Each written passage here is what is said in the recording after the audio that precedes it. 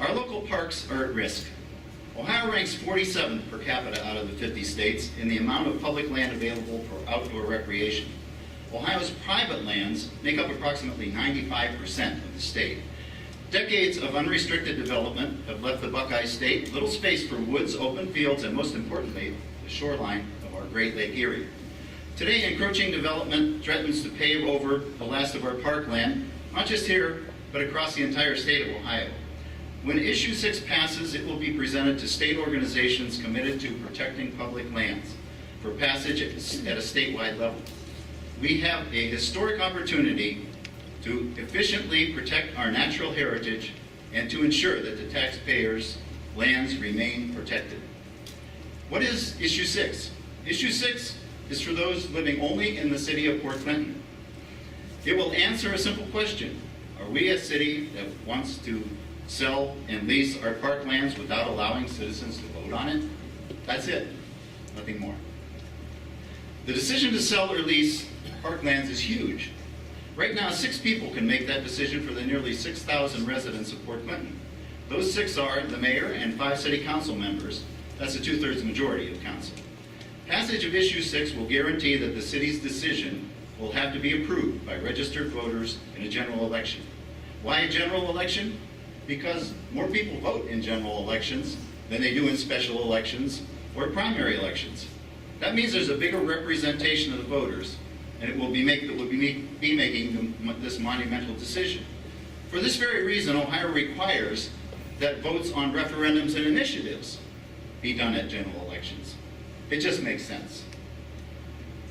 Selling a park is a huge decision. It is one that requires consistency for its base. Let's look at that aspect. The mayor. Mayors can change every 4 years. 2 years as a councilman, 3 years as a mayor. Vince Leone campaigned on improving the city's infrastructure, helping the downtown be more viable, taking better care of what we already had, and not spending any more money for Waterworks Park studies. Then he spent $8,250 for an appraisal on Waterworks Park. Now he's leading the charge for commercial development, condos and a hotel in Waterworks Park. Not much consistency there. Let's look at city council. The average length of time a city council member has served is less than 2 years. 20 months to be exact.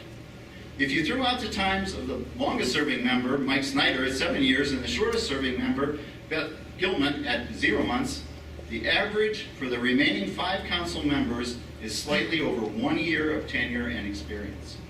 No consistency there, and definitely very little experience. And they don't want you to have a vote. How about council's attitude about the potential developer? The developer being dealt with took out a $3.1 million loan for a project in Worcester, Ohio. We, the taxpayers, through a U.S. Department of Agriculture program, guaranteed 80% of that loan.